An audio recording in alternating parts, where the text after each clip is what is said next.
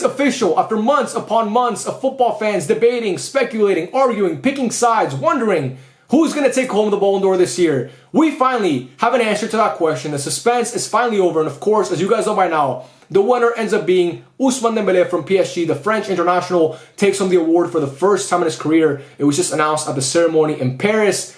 Lamine Yamal for Barcelona finished second. Rafinha for Barcelona finished fifth. And Pedri for Barcelona finished outside the top 10 at 11th. We'll talk about that more in depth later in this video, but right now, we're not going to talk about Pedri and the fact that he finished 11th, which again is crazy. We're not going to talk about Lamine Yamal. We're not going to talk about Rafinha. We're not going to talk about Hansi Flick. We're not going to talk about Lewandowski. We're not going to talk about anybody associated with Barcelona right now. Because no matter how much I wanted a Barca player to win the award, they didn't. Tonight is Ousmane Dembele's night. He's a Ballon d'Or winner. He's cemented in history forever. And that is absolutely insane. I cannot believe I'm sitting here making a video talking about Ousmane Dembele being a Ballon d'Or winner in 2025. But before we talk about Dembele and what this means for his career, I want to say this. A lot of people over the past 5 or 6 years, I've noticed, they've tried to downplay this award and minimize the Ballon d'Or because maybe their favorite player didn't win it and they think, oh, it's bullshit now. Because if that guy didn't win it, that means the award means nothing. And I hate that because obviously this award, to those players, it means a lot still. That is still, to me, the biggest trophy you can win as an individual in football. And to those players, I think they think the same as me. I think Lamine Yamal thinks the same as me, and Ousmane Dembele, and Rafinha, and Aitana Bonmati on the women's side, they all think the same as me. Because if you saw Aitana Bonmati, when she received the award, she was very emotional. She was very pleased to receive the award. She was very grateful to receive the award. Ousmane Dembele was clearly emotional. His parents, seeing their son win the Ballon d'Or, they were clearly emotional. It meant a lot to them and to him. Lamine Yamal flew out his whole fucking family, like 60 people, all over wherever the fuck they're from. I don't know where they're from. I think from Morocco. He flew them all out from Morocco, I'm pretty sure. Or from parts in Spain. I don't know where they're from. But anyway, Lamine Yamal flew out his whole family to go potentially see him win the award. So if it means a lot to the players, it means a lot to me. Because the players set the tone for what we as fans find important. If players take a competition or a game seriously, we as fans are going to take it seriously. If they take an award seriously, we as fans are going to take it seriously as well. So, like I said, Ousmane Dembele is clearly very happy to win the award. He didn't just like brush it off and say, hey, fuck it, doesn't mean anything to me. Because Vini didn't win it last year. Lamine Yamal didn't win it this year because, you know, Haaland got robbed by Messi. It doesn't mean shit to me. No, he's still very happy to win it. And Lamine Yamal would have been very happy to win it, sorry. So clearly, like I said, this award means a lot to the players. I don't buy this whole bullshit about the Ballon d'Or not being as important anymore. To me, it is still the most important award you can win as an individual in football, an award that little kids dream of winning. We saw Karim Benzema, when he won it, he said, it's my dream. It was my dream when I was a kid to win this award.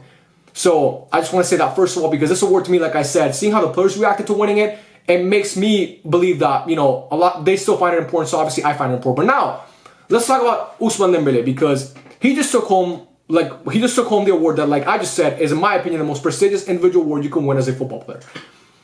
And again, I can't believe it, bro. Because if you would have told me back in 2018 that Ousmane Dembele, when he was at Barca, going through the worst time of his career at Barca back in 2018, if you would have told me back then that in 7 years' time, Ousmane Dembele is going to go to PSG, help them win a treble, and help them win their first UCL in their history, of course, because they won a treble. You don't win the treble without winning the UCL. But anyway, you got my point. If you would have told me that Ousmane Dembele was going to go to PSG and win a treble, and doing that, he's going to win the Ballon d'Or, I would have said, you're crazy. You're smoking something.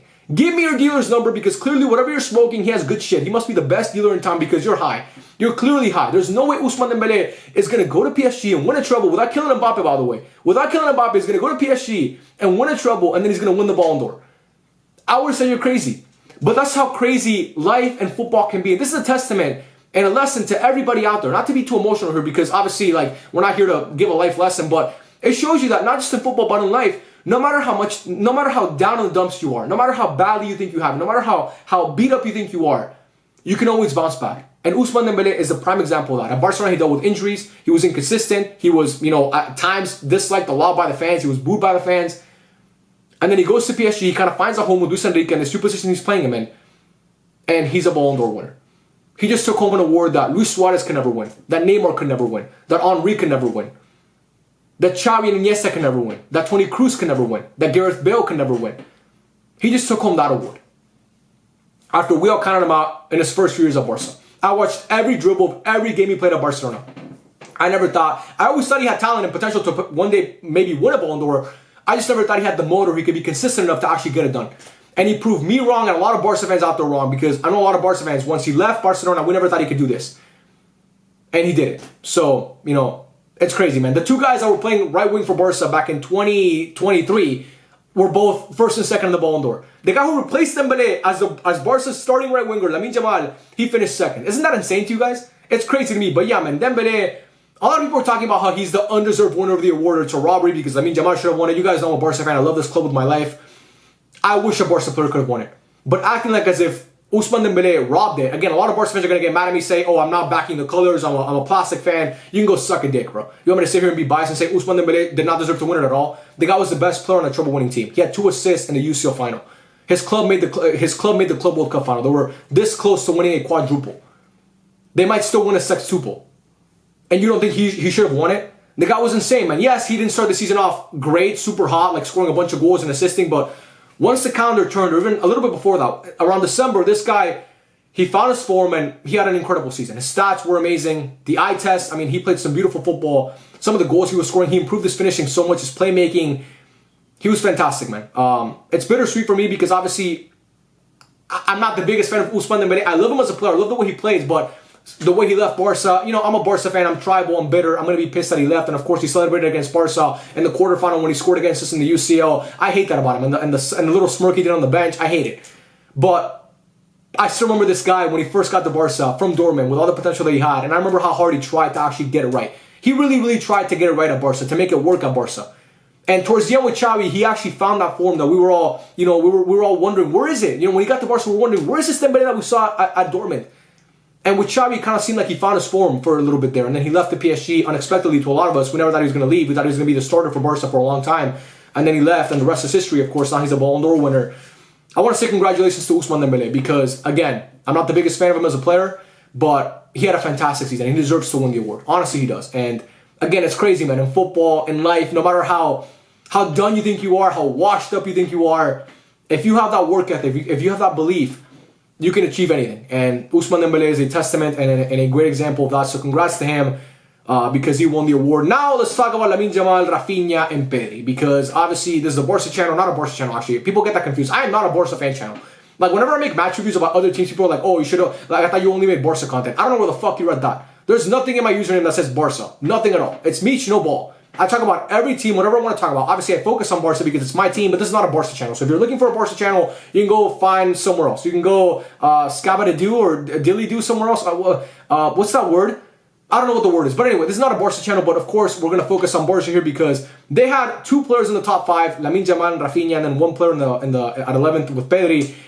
First, we're going to talk about Lamine Yamal. Lamine Yamal finishing second in the award. I know a lot of Barca fans are upset about that because they thought he should have won it. I would have obviously been ecstatic if Lamine Yamal won the Ballon d'Or.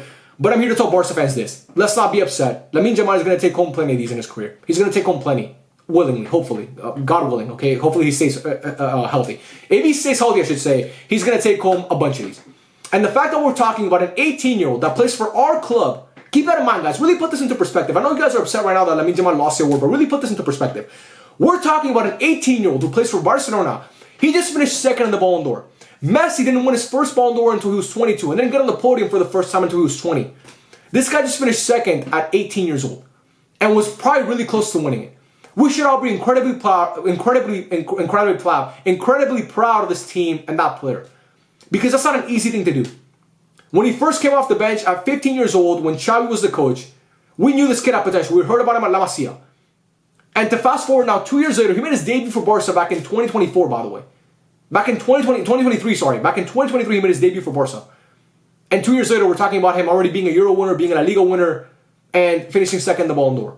So I understand that Barca fans are upset that Lamine Yamal couldn't win it. I'm pissed. I wish he could have won it. Okay, I wanted to see him celebrate with his family. He flew them all out there. I wish I could have seen him be happy and celebrate and take home that award because to me, he deserved to win it. But I see this guy sitting there at 18 years old. We got so used to Messi sitting there at 25, 26, 30, 31. We're seeing an 18-year-old there, bro. We're seeing an 18-year-old there. So I'm super proud of Lamine Yamal. Again, I wish he could have won it. I thought Lamine Yamal had a fantastic season. You know, he didn't start, his production isn't maybe eye-popping when it comes to GA, but if you look at the performances this guy put forth in the UCL, especially in those knockout rounds, the second leg against Benfica, the first leg against Dortmund, the first and second legs against Inter, his performances in the El Clásico, assisting in the Copa del Rey final, scoring in the El Clásico to basically win a Liga against Madrid in May. His big game catalog is ridiculous. The way that this guy rises in the biggest of moments is ridiculous. So I think I thought that was enough for him to take home the award, but again, he couldn't. You didn't win the UCL. it all came down to that Fratesi goal, bro. If Fratesi or that Acerbi goal, sorry, and the Fratesi goal, both of them, Acerbi and Fratesi, they scored those goals, and Barca's chance of a player for them winning the Ballon d'Or went away, in my opinion, because it was always going to go to the UCL winner. Because Dembele had the numbers, and he had the win, and he had the treble, and he had the team success, he had everything. So it's all thanks to Acerbi. Let's thank him for not letting Lamine Yamal win the Ballon d'Or. At fifth, we had Rafinha. Again, some people might say Rafinha deserved to finish higher than Lamine Yamal. Lamine Yamal should have finished higher than Rafinha. I'm not here to argue about which Barca player should have finished higher or lower. That's not my thing to do. You guys can go on Twitter and fucking follow all these faces accounts that have biases towards players and try to bring down other players for some reason, which is weird to me. Here on this channel, we don't do that. I love both of these guys. I think Rafinha could have finished third or fourth. I definitely think he should have finished higher than fifth. I don't think there was 5 players in Europe last season better than Rafinha. I don't believe that. I think if you want to make an argument there was 2, that's fine. If you want to say Lamine Yamal and Ousmane Dembele were both better than Rafinha, that's where the list ends. Mohamed Salah finished ahead of Rafinha. Mohamed Salah got knocked out on the round of 16 of the UCL. Rafinha had better numbers. Rafinha did it in the biggest moments.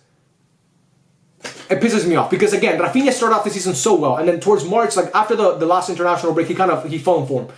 But I really do believe if that goal he scored against Inter to make it 3-3, no 4-3, if that goal against Inter in Milan, if Acerbi doesn't score after that, if that would have been the decisive goal to send Barca to the UCL, the same way that Iniesta did it back in 2009 when he scored the decisive goal to send Barca to the UCL final against Chelsea, if Rafinha would have done that, if he would have had this Iniesta moment, I think he would have taken home the award. No matter what would have happened in the final, I think he would have taken home the award.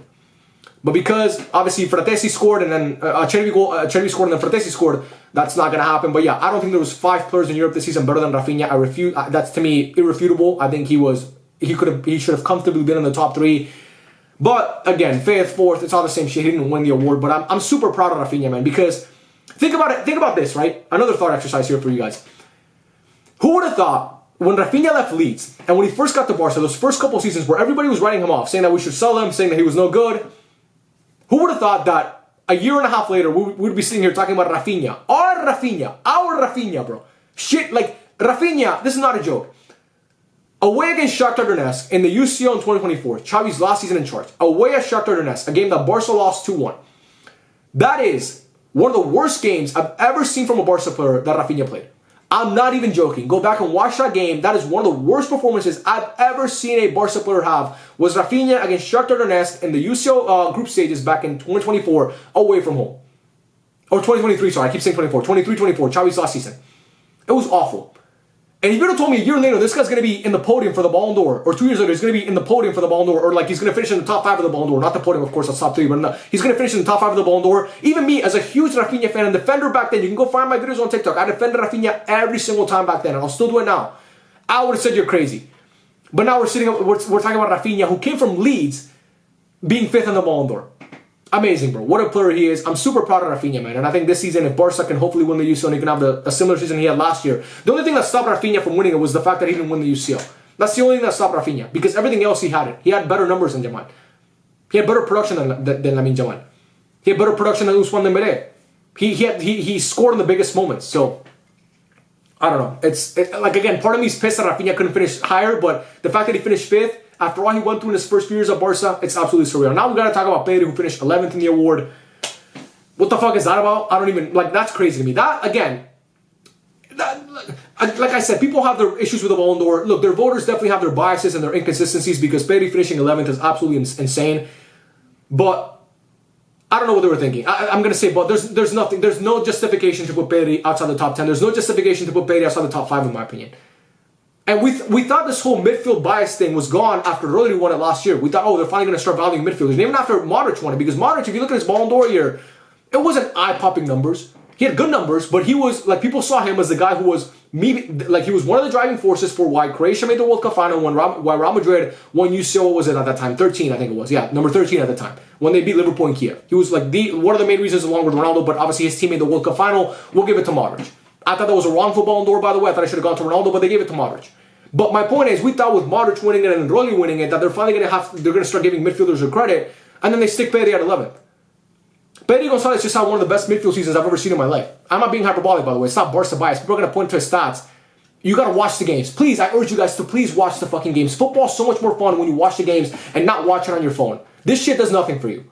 Going on football does nothing for you. Watch the games and actually see how this guy impacts a football match and see how creative and see how decisive and see how amazing of a talent a player he is. And you'll understand why Perry at 11th is a travesty. Please, I urge you guys, man, for all you trolls out there that think that Perry's no good and he's overrated, I urge you to actually watch the games.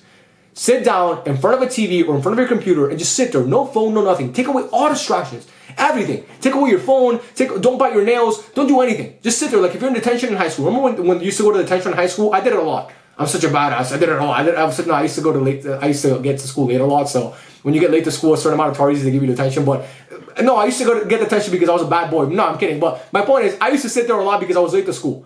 And you just have to sit there. My school didn't let you do anything in detention, by the way. Nothing. You couldn't even tie your shoe. You sit there and you just stare at the ceiling. Do that, but watch a football game. Just sit there and watch a football game and watch how Perry impacts the game. Watch how he impacts the game, and you'll understand why him finishing at 11th is a travesty. He's amazing, bro. And he should have definitely been higher than 11th. He's a better midfielder than Vitinha. There's nothing on a football pitch that Vitinha does better than Perry to me. And he didn't do anything last season better than Perry. I don't care that he won the treble, all that shit, fuck that. Perry was better. So the fact that Perry finished 11th leaves a bitter taste in my mouth, but again, who gives a fuck? He didn't win it. If you like, it doesn't matter. Hansi Flick couldn't win Coach of the Year. It goes to Luis Enrique, who again, I get that he won the treble with PSG. Hansi Flick got to a team that finished trophyless the year before, that were in absolute shambles. He signed one player in Daniel Olmo who was hurt for most of the year. He didn't have any backing in the winter. No backing whatsoever in the winter. And he gets to Barcelona, who were a sinking ship at the time, by the way, going through terrible, terrible issues off the pitch. And he gets there with, again, one signing who was injured for most of the year, for a lot of the year. And he wins a domestic treble. And was a minute away from making a UCL final. Who knows what would have happened in that UCL final in Munich if it was PSG if it was Barca instead of Inter, sorry. We will never know, but again, I think Hansi Flick could have maybe won Coach of the Year. People are gonna think I'm sitting here being biased towards Barca. I'm not, bro. I'm just looking at the context behind it. I think he definitely could have won it. But yeah, man, that's my thoughts on the Ballon d'Or. Congrats to Ousmane Dembele. Again, if you would have told me back in 2018, 17, 19 that Ousmane Dembele at one point in his career was gonna be a Ballon d'Or winner, I would have said you're high. I would have genuinely said you're high. But that's the reality we live in now, where things can just turn around that quickly. Lamine Yamal finished second, like I said. I wish I could be mad, but the fact that this guy's 18 years old and finishing second in the Ballon d'Or already just shows how bright the future is for him. Rafinha finishing 5th, again, wish he could have finished higher. He could have definitely won it, in my opinion. He could have been the rightful winner, but he didn't.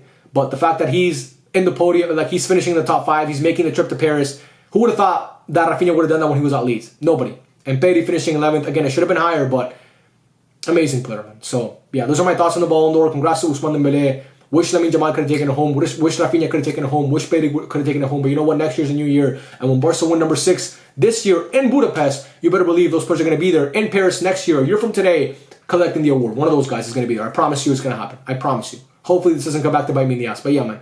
I love every single one of you guys. Let me know your thoughts in the comment section down below about the Ballon d'Or and what you thought about it. And yeah, I love every single one of you. And I'll catch you guys on the next video. Peace out.